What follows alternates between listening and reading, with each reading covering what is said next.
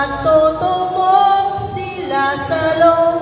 Ngunit aking naalaman ang iyong kapangyarihan, Ani Jesus na maalam.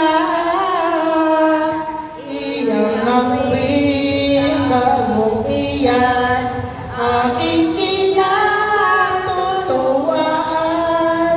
Walang pagsalang totoo, mabubuhay ang kakamo. Sagot ni Maria, kung matapos na ang mundo at hukuman ang tao. Ang kay Jesus na winika, oo, ani at buhay na. Sa aking maniwala, kahit patay na bistula, mabubuhay ali pala. Ito ang winika ko ay paniwalaan ninyo. Sagot ni Maria, ika'y po si Heso Kristo, anak ng Diyos na totoo. Nang ito ay mawikat na, ay lumakad na si Marta, tumuloy kay Magdalena. Ang maestro'y narito, bunso'y itinatanong ka.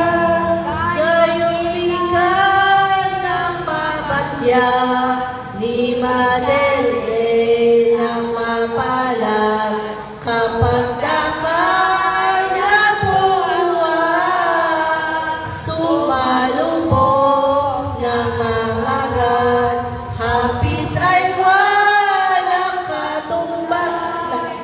At lumuhod kapag kuwan sa kay Jesus na harapan.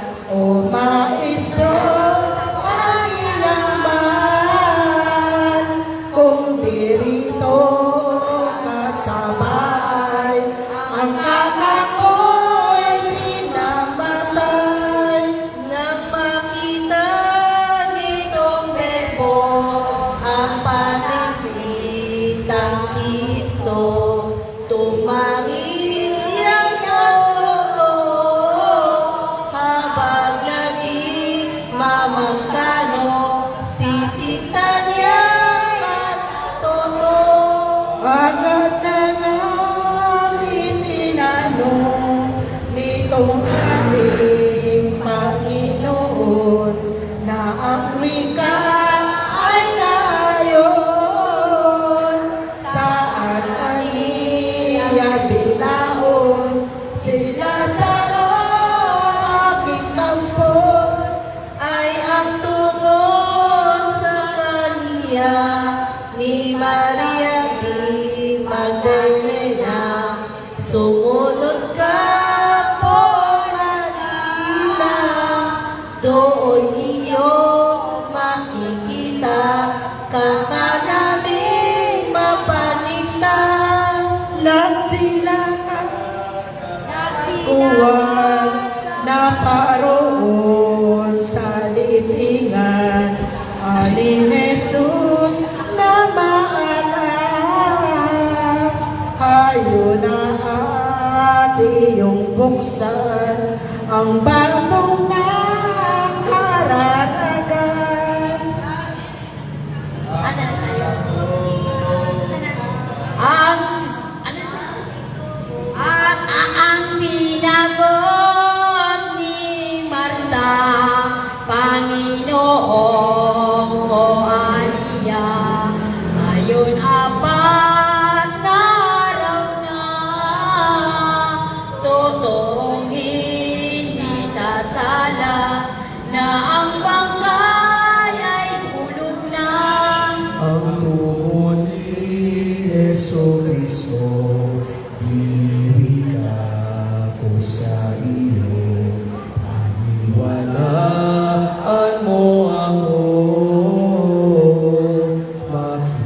salita mong totoo, mabubuhay ang kakamo. Ano pa nga ang binuksan, yaong takip na libingan, iyong kailasan ng bangkay, bahong hindi ano lamang, ito ang ipinagturing.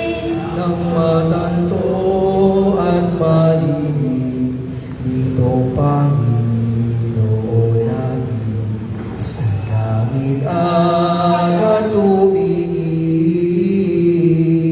at siya ay nananagin sapagkat apat na ngalan. Ama ko aniyang mahal, Diyos na walang kapantay, salamat na walang hanggan. Ako'y inyong pinakinggan, sa hiling kong ano paman. Kaya winig ako ito, o niyusahin Ama ko, nang makilalang totoo,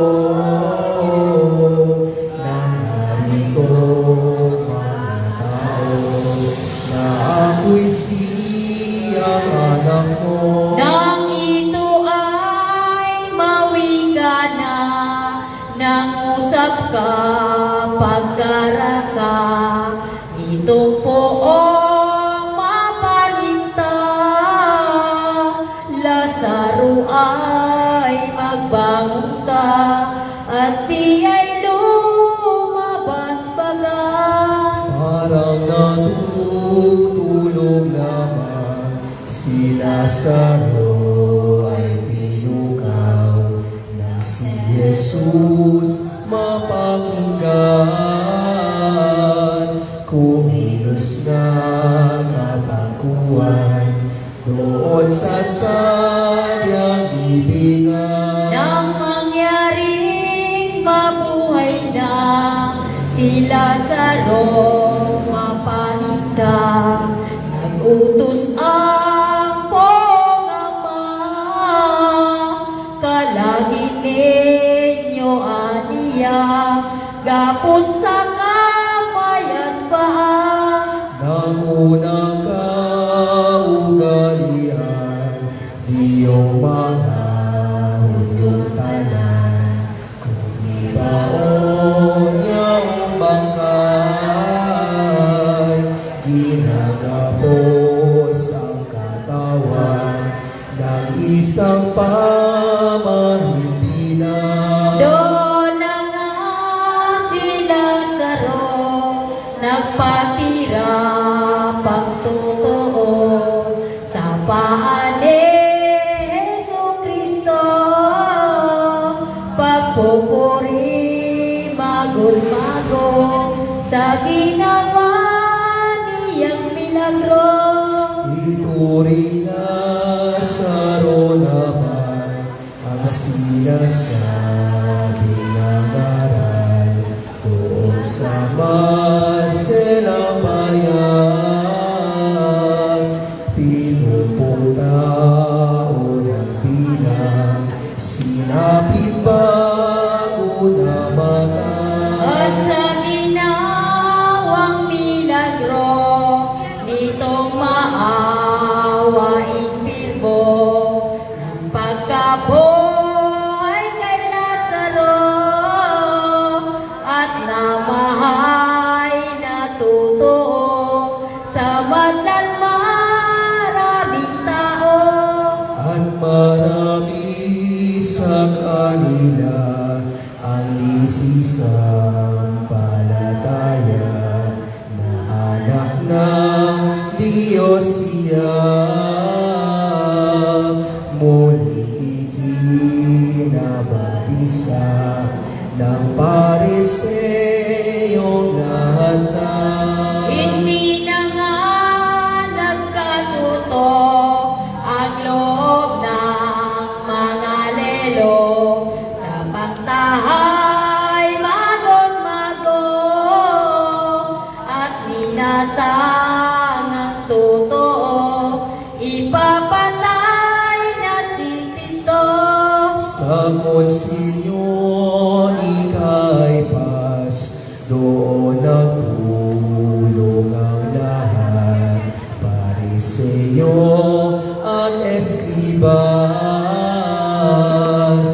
Ang nangyari nilang usap, ipapatay ang Mesiyas. Ang mga usapang ito niyong mga Pariseo ng matalastas ni Kristo,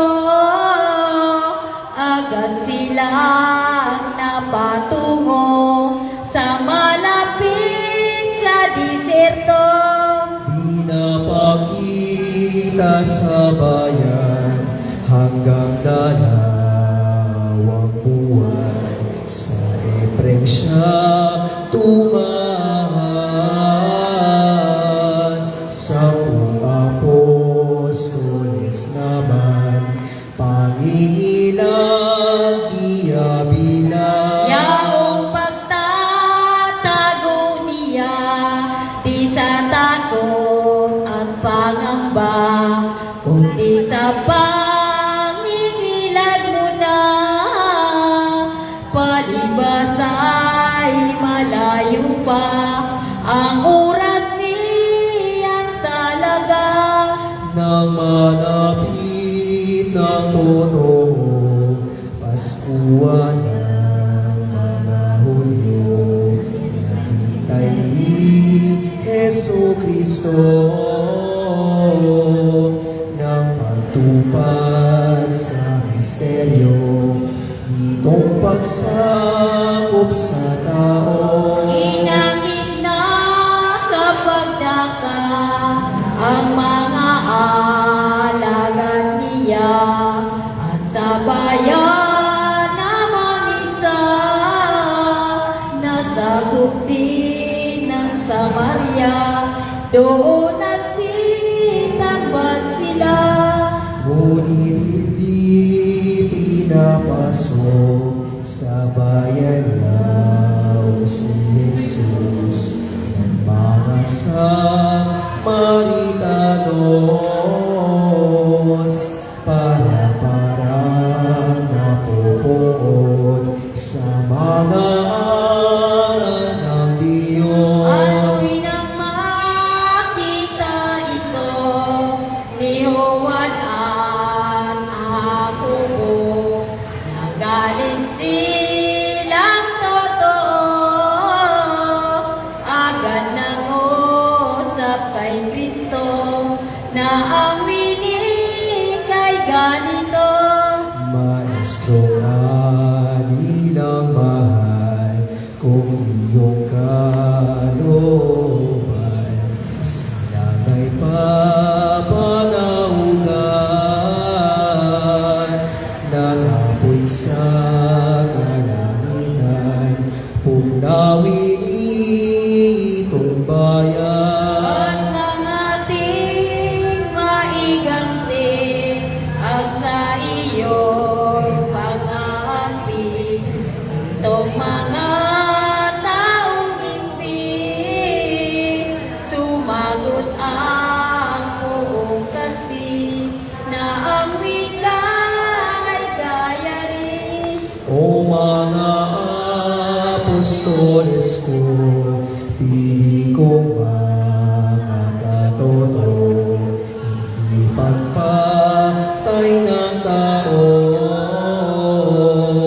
ang aking ipinariton, ipinanaog sa mundo. Kung di bagkos itong bibigyan ng buhay ang mga patay, ito ang inyong tularan. Ang tao ay kaawaan at sa aking alang-alang. Ano pa si Jesu Cristo? Kristo, lumakad ang tinungo, yaong bayan ng Jericho. Dalawang bulag na tao, pinagaling na totoo. Doon sa loob ng bayan ay isang taong mayaman. Si Sakio ang pangalan, na nagnanasang matingnan, itong sasakop sa tanan. Nang kay Jesus na makita, ay pinag-aralan niya si Sakeo kapag dagat. Iniwan ang mag-alsala, nagsisisi nagtikas. Saka naman itong berbo sa bitanya na patungo, paningin siyang totoo ng isang banal na tao, ngalay si Simon Leproso. Sa malaking alang-alang nitong sisimong tintiman, kay Jesus na poong mahal, na nagpagaling ng minsan, katiniya sa katawan. Piniging mga kapagdaka si Jesus na buong Ama, sampo ng mga kasama, si Lazaro'y doon pa, si Marta at si Magdalena. Nang nahahanda na naman ang kanilang hapunan, nagsiluklok kapaguan si Jesus at mga kawan, at humamong ng tuluyan. Kapag daga ay kinuha ni Marta Magdalena, yaong ang sisidlan niya, niyong gantong mahalaga at pinasag kapag daga. Agad niyang ibinuhos sa ulot ni Jesus, nang mabusang pagkatapos, paanaman ay kinuskos at pinahira ng buhok. Buong baya'y nakalatan ng bagong di ano lamang, nang ito ay mapagmasdan ni Judas na tampalasan, loob ay biglang sumukan. Ito'y siyang isinili ng loob ni Judas Ngani, ang poon sa diugali, sa hinayang sa salapi, pinagliluhang madali. At ang kaniyang sinabi, kung yao'y ipinagbili at inilingo sa pobre, di lalong gawang mabuti at huwag sinayang pili. Ang kanyang kaisipan, kung yaon ay di sinayang, at sa kanya'y ibinigay.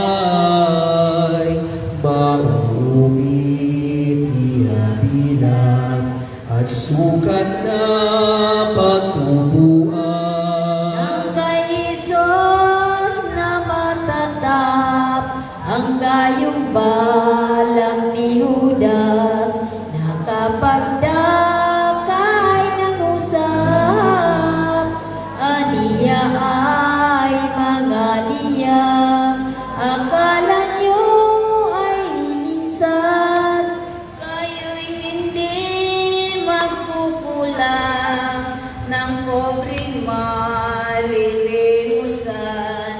Ngunit ito ay tandaan, ililang raw na lamang at tayo'y maghihimulan. Ang gawa ni Magdalena, Yahweh parang himakas na, at sa aking alaala, kaya nga mga kasama, huwag nang ikabalisa. Ano'y nang kinabukasan, sabi na niya ay pumanaw, itong maestrong maalam, kasama at kaalakbay, ang apostoles na tanan. Nang malapit na ang sabi ni Jesus na poong kasi, sa aldiya ng Pinsadi, karating ng ulibitin, kinawiwili ang dati. Kalahating oras bilang ang layo ng kalakaran sa Jerusalem na bayan. Dito ay ang poong mahal nag-utos sa mga kawal. Dalawang ang disipulo ang inutosan ni Kristo, si Juan at si Jacobo, magkapatid na totoo na anak ni Zebedeo. Inyong baroonan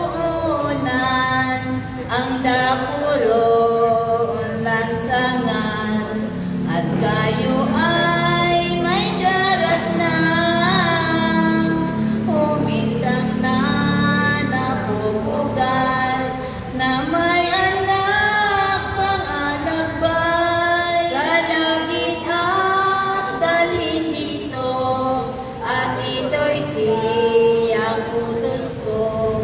Kung may tatanong sa inyo, isagot ay ang maestro, ang nagpapakuha nito. Pumanaw na kapag daka ang inutos ang dalawa, doon ay kanila nakita, napupugal na huminta, kasi di nga humintilya. O kaya ipinakuha ni Jesus siya huminta, ni Jacobong putiin, ito ay utos sa amin, ng maestro'y may gagawin. Kayong wika ng kapatid, ang may-ari umimik, di na binuka ang bibig, sapagkat tita at ibig nitong Diyos na marikit. O kaya ipinakuha ni Jesus siya huminta, siya ay papasok na sa Jerusalem na sadya, sasakyan niyang talaga. Ito'y salamin mali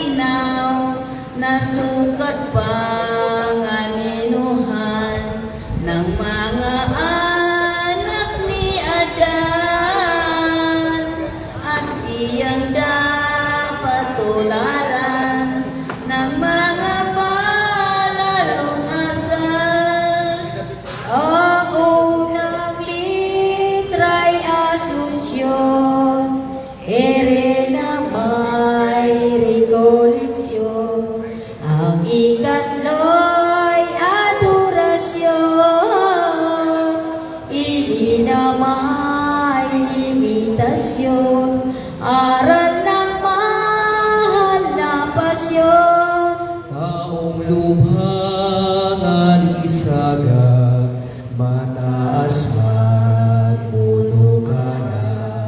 Ang panalo kung magwika,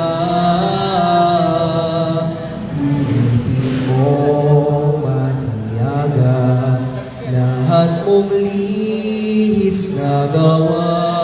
Itong Diyos na totoo, kung nagkatawang tao, nagkamura sa mundo, pangaral lamang sa tao, at nang ikaw ay matuto.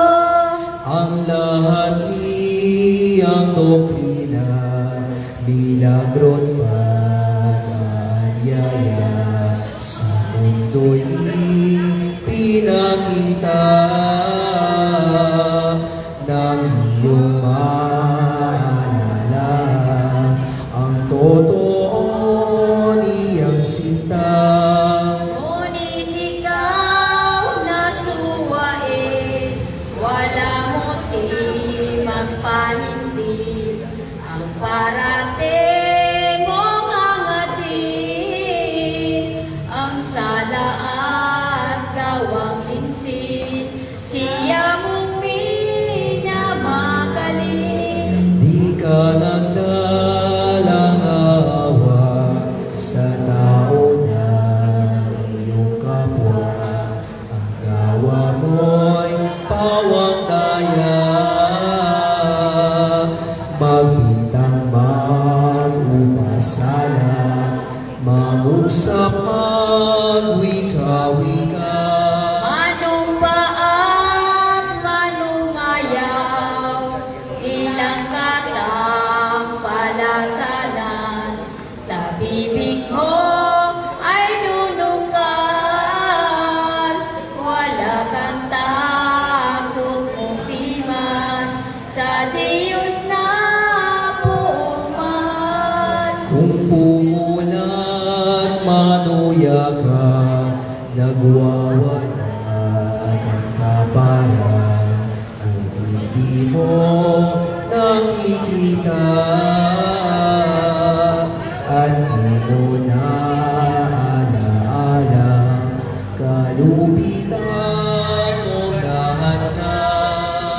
Ano ba ang bawat liis, ang lahat mong pag-iisip, linlang at hindi matuwid, kung yao'y di mo itangis, anong iyang masasapit? Ang katampatang mong gawin, Kristiyanong nag-upiling, ngayon'y ating salubungin. Si Jesus na maawain, papasok sa Jerusalem. Tingin at bagong Diyos na dakila, Hari ng langit at lupa, puno ng may mamukala ng lahat niyang ginawa.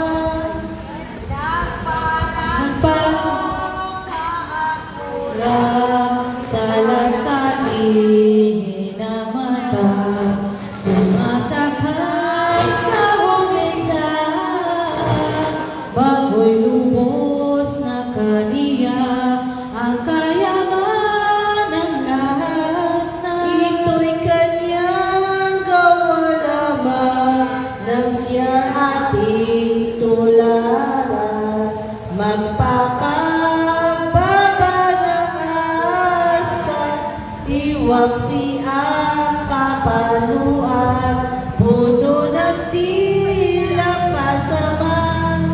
Ngunit at bago lumakad, tayo muna ay magmalas at pag-isip palayan, mga sabi ng kasulat, ulat ng mga propetas. Ang sa mga unang pantas na masisihing propetas, siyang nagsabing sumulat ng kamatayan at hirap ng pariritong Mesiyas. Sa Salmos na ikalawa, ni David ni propeta, Mesiyas na napalitan, pariritong walang sala, kusang magpapagpamulan. Sinabi niya tinuran ang buong kapangyarihan sa unang kaparusahan sa sinumang sa sumalansa ng kaniyang kautusan.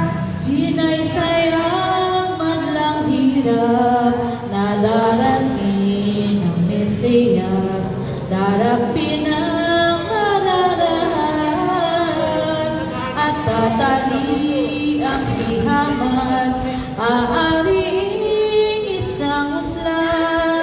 Ano ba at itinitig sa buong Salmos ni David, ang buhay na masasapit, hirap at madlang pasakit, niyong pirmong mapagtiis. Ang propetang si Mesiyas, siyang nagsabing sumulat, sa Belen ipinanganak, at doon din nasisikat yaong mahal ni Mesiyas. Ay yaong namang propeta, si Isayas ang nagbadya, isang dalaga niya, maglilihim walang sala at manganganak ng isa. At yaong iyan natin tatawagin Emmanuel, kumbaga tatagalugin. Ngayon yaon ay ang turing, Diyos ay sumasakin.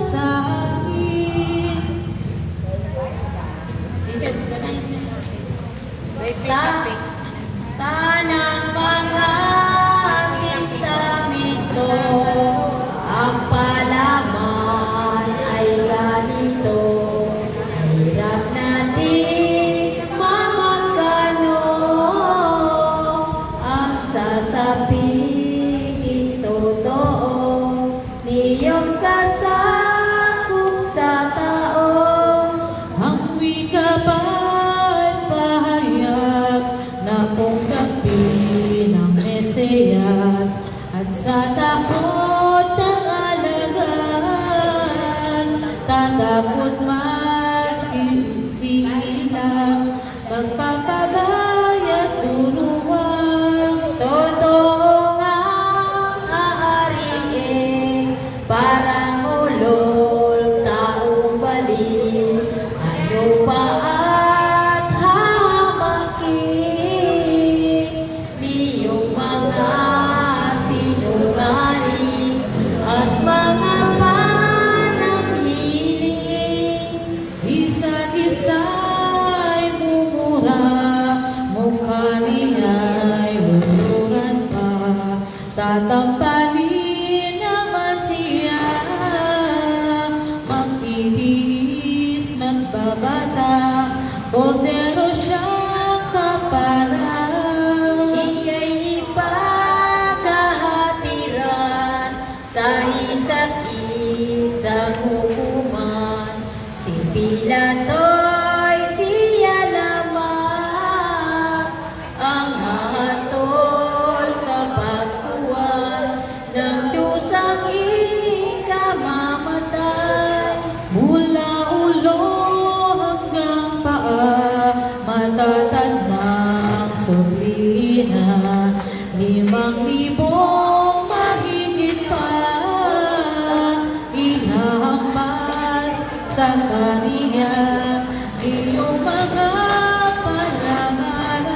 Tuloy namang puputungan ng tinig ang ulong mahal, kung wangay hari-harian ang sintrong ipatatangan, isang tambong hamak lamang. At sa ngayong mga sakit, ang ibibigay na tubig ay sukat abdong mapait. Ipag-iinom natin is iyong mga malulupi. At kung siya'y patayin na, nasa krus ipariripa, susugatan kapag daka, yaong tagiliran niya ng sinturyong masila. Kung malibig ng totoo ang bangkay ni Kristo, sa takot ng mga lilo, yaong mahal ni Sidukroy, babantayan ang soldado. Ngunit agad mabubuhay pag gusto